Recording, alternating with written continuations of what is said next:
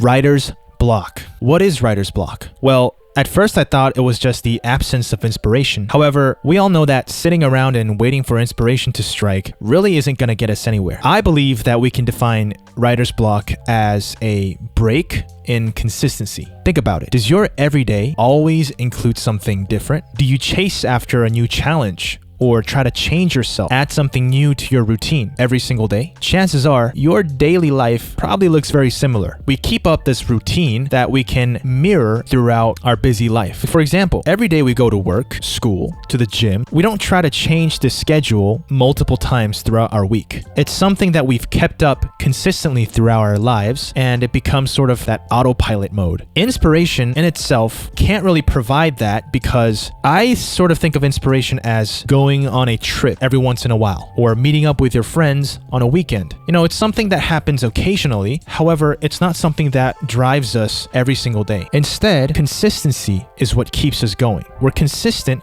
with doing homework, for example, in school that help us get smarter. It's not something that we're driven to do. It's just something that happens automatically. Me as a musician, this kind of messed with me for my last record when I was trying to release it. I think it took me around 2 months to make the beat, and I would sort of blame it on my inspiration. Going through that process left me in a slump because I wasn't able to do anything else. So in that moment, I found myself listening to other artists. I would go in my project and then realize moments later that I'm just literally copying them. There's this video I saw on Instagram that kind of captures this.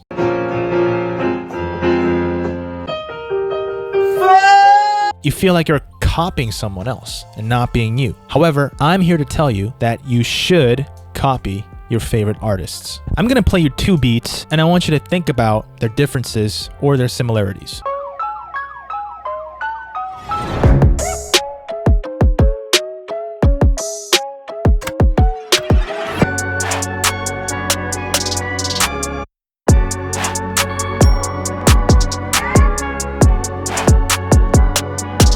How do they sound? If I play these 2 beats to any other person, they would probably say, oh, they sound very similar. However, we don't necessarily say they're the exact same piece. Why is that? In music, we have a method of classification called genres, right? These genres are split based upon the track's story, energy, their ambience. In a way, we can sort of say that all of these songs are copying from each other. I think I sort of came up with a perfect analogy, and I call this the cooking method. Let's say that I want to cook a dish. I'm going to choose aglio e olio. I'm not sure how to pronounce this. And there's like, 4 or 5 ingredients. And there's also, a traditional recipe. None of us are going to completely mirror the exact traditional recipe when we cook it in our kitchen. That's because our kitchen doesn't reflect the necessary conditions that this recipe places. In that sense, we are trying to bend something that's already created and adding some of our own, flavors and twists and turns to it based on our experience. That's what I think defines creativity. And that creativity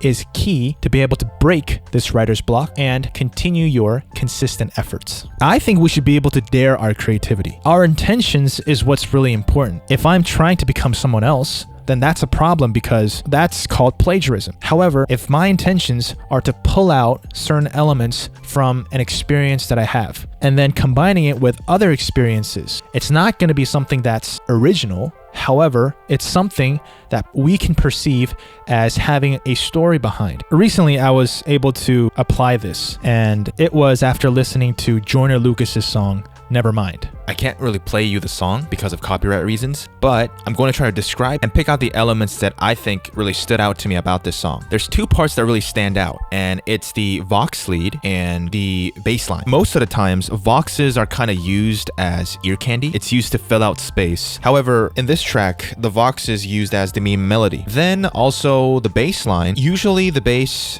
just stays like simple. The sound texture doesn't really change. However, if you listen closely, as Joyner progresses within his story and he becomes more emotional, the bass reflects that and becomes distorted and slides up and down. It just becomes crazy. And then as I was listening to the song, there is that emotional up and down, but there was no explosion of energy that I thought could really complement this whole build-up. So my other favorite artist is NF, and NF is extremely well known for his cinematic style beats. NF has this tendency to include like impacts. I'm just gonna borrow his producer's words. Most hip-hop impacts sound like this.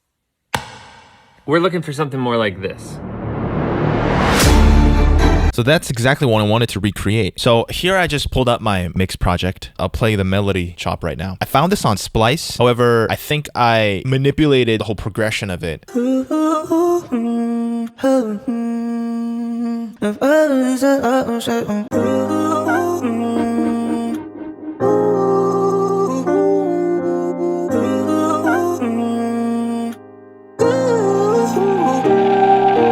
Then, if we take a look at the bass line, you know, you have that generic short 808 stabs. And then I start to introduce a distortion to the bass layer. And I was thinking I wanted to preserve the thickness of the original bass, because if you just add a distortion on it, it just sounds kind of thin at times.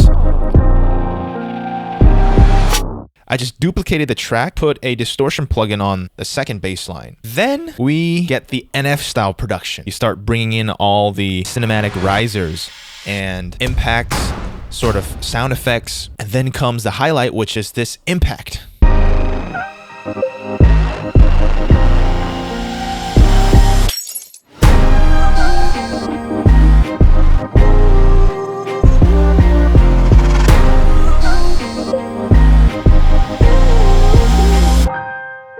Some might say that this could sound like a copy. To some extent it is, but I don't think it's a wasted copy, because you were able to learn certain ways of connecting different dots together, combining artists to produce a new type of sound, and that's the key to being consistent, is to just show up. Copying is only bad if your intentions are to become that artist and nothing more. However, if you're able to mix and match various elements from your favorite artists by copying them and incorporating various experiences from your own personal life, I think that really defines the fine line between plagiarism and creativity, especially in the midst of writer's block and this break in consistency. I hope that this could give you another way to break free from that cycle. Thank you for watching. Tell me what you really think about in the comments down below. All my links are in the description, so if you want to contact me, feel free to do so. So I hope you guys enjoyed the video, and I'll see you soon. Bye.